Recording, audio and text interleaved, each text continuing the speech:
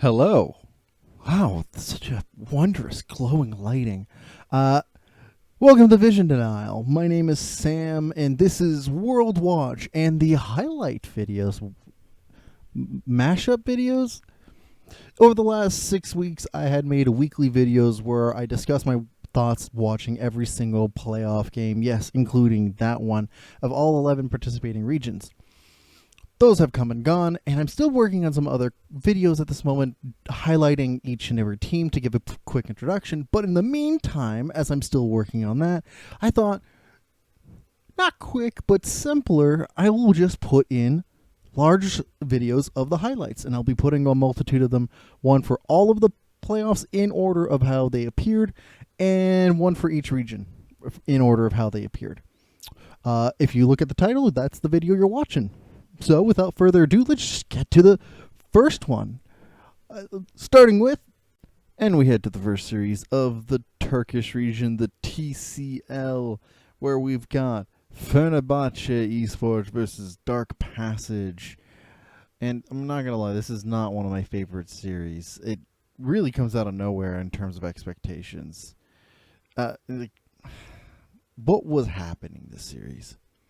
I fully expected Dark Passage to win this before watching anything. They were by far the most expected, like the favorite of this series.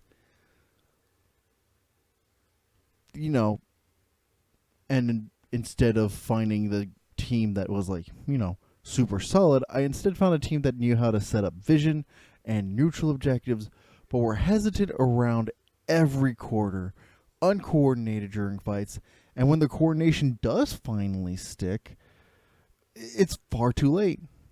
Not to mention the very questionable drafts, from both teams. Only really in Game 4 did I think that both teams were considering how to approach high success rate plays.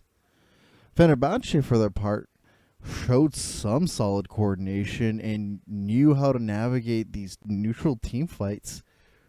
Just my issue here is that the lack of vision and side lane pressures and neutral setups overall make it very hard for me to see this team as a strong contender for the solo slot that TCL has. Dark Passage dropped the ball so hard that Fenerbahçe were given wins more than the wins were coordinated from their part. Fenerbahçe had proactivity and strong sense of direction, but if the direction you move in is a straight line with no resistance and no bumps, then how much coordination and strong play is really needed? Not to lie about this, but they still executed on their plans and drafts as expected solidly, but there wasn't much resistance from Dark Passage to really see how well that execution was. Shout out to Sonwon and Bao, especially Bao, who genuinely navigated these fights in some crazy ways to continuously outmaneuver Dark Passage. Take a look at the next series. We head off to the TCL with Papara SuperMassive Blaze versus Galatasaray Esports. And I'm a little frustrated with this series, I'm not gonna lie. Now, I preferred the approach that Galatasaray had to the game. Just better vision control, better design, vision denial, stronger sense on when to take fights for neutral objectives or how to set them up at least. Better side lane management, just overall a lot of the fundamentals were better approached by Galatasaray. What they didn't have was the teamfight coordination and the ability to create tempo. Holding on for so long and just letting the time pass for both teams to scale is a success strategy for SuperMassive Blaze. That said, SuperMassive have some issues of their own, notably in the vision and neutral objective standpoint. Where fighting and picks come naturally to this team, just to up the tempo at least, it comes at a cost for any proper setup for any other objective. Now, SuperMassive shows some promise in those departments. So it's just that they're not consistently done. And any other team that matches their tempo and their team fight, but also sets up other objectives consistently, and we have a recipe for disaster for SuperMassive. Given what I saw, neither team inspired confidence as prospects for the TCL reps to Worlds, but SuperMassive will have a chance to prove things wrong in the next stage of playoffs.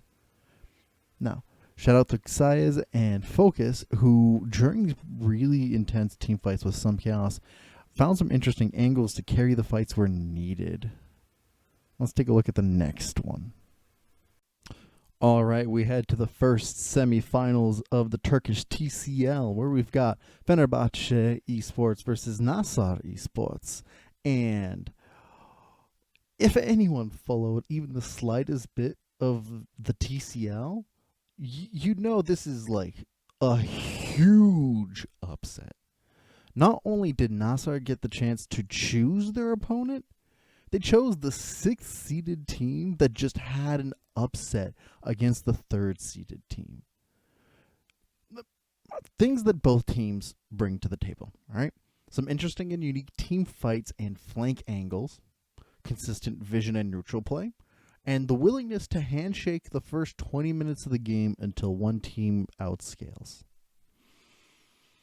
Now, this isn't fair to the last 2 games of the series that just don't play out that way. Each team getting the chance to show what a more proactive early game looks like for themselves. But I almost feel if the series itself probably wouldn't have turned out this way if both teams had been more proactive since game 1. I'm pretty sure I think Fenerbahçe would have gotten 3-0. I'm not even exaggerating by a lot. Overall, with the better coordination, stronger drafting sense, better execution and awareness of their own win conditions, with like just slightly better vision play. My only issue is that those things are just stronger and not the best. The vision play and win conditions are only meant to secure neutral objectives and add enough pressure onto the game, as opposed to really moving those win conditions in a way that like keep the tempo going, which is like a shame, especially if you're drafting a lot of 1-3-1s and 1-4 style drafts.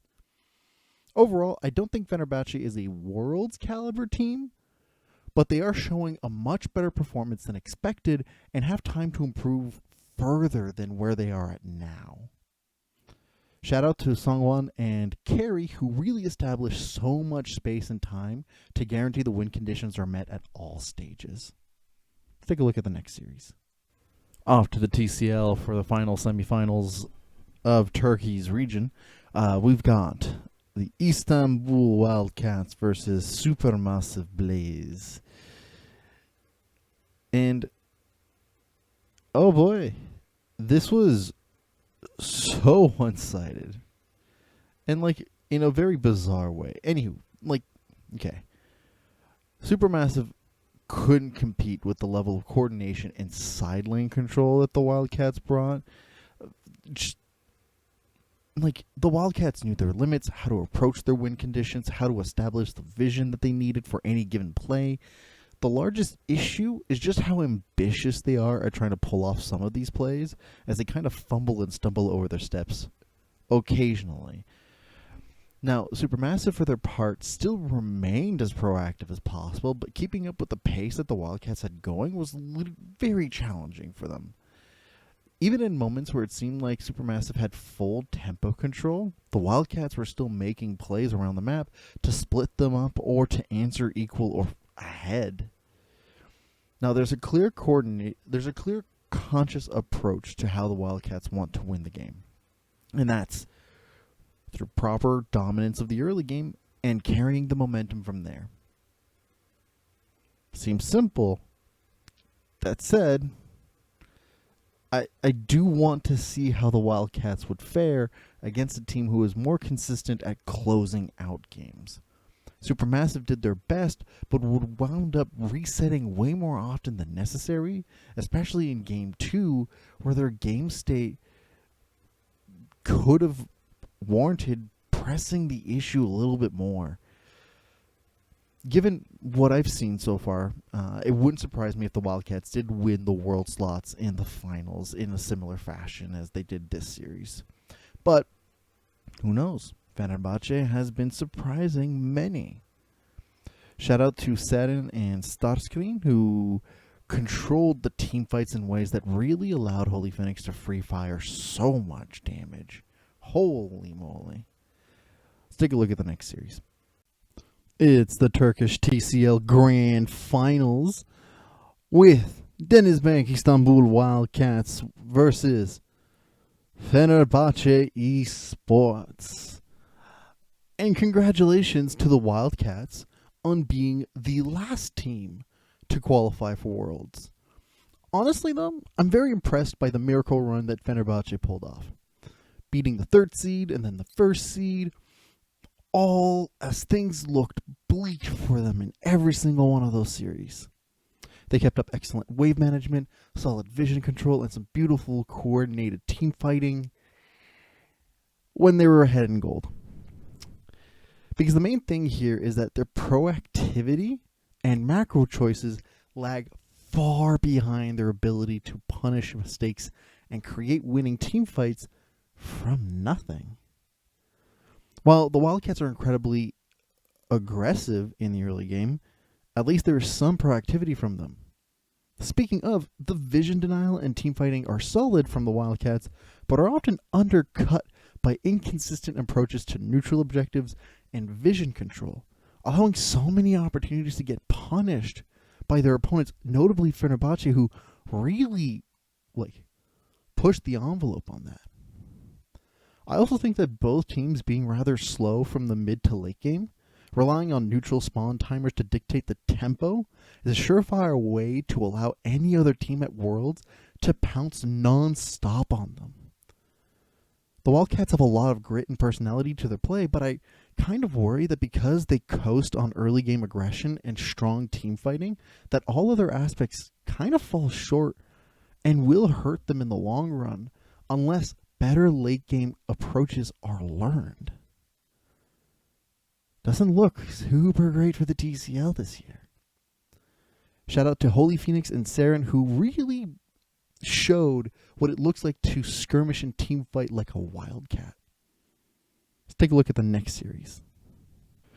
Damn, that was a journey. That's 94 playoffs, or depending on the region that you were watching, anywhere between 5 to 15 best of fives. If you want to watch from the other regions, or you really want to watch the supercut, on either side, I don't remember which side I'm going to put it on, you can just watch those there. I want to hear your thoughts also on which one of these were your favorite, what teams you think you're going to be rooting for, just anything and everything down below. I'll be again making some videos further down the line, or should have some videos produced further down the line with all of the magic that comes with it. So keep your eyes peeled. And with that, I'll see you all next time for when I do the introductions of all the different teams. Ciao. Thank you all for watching.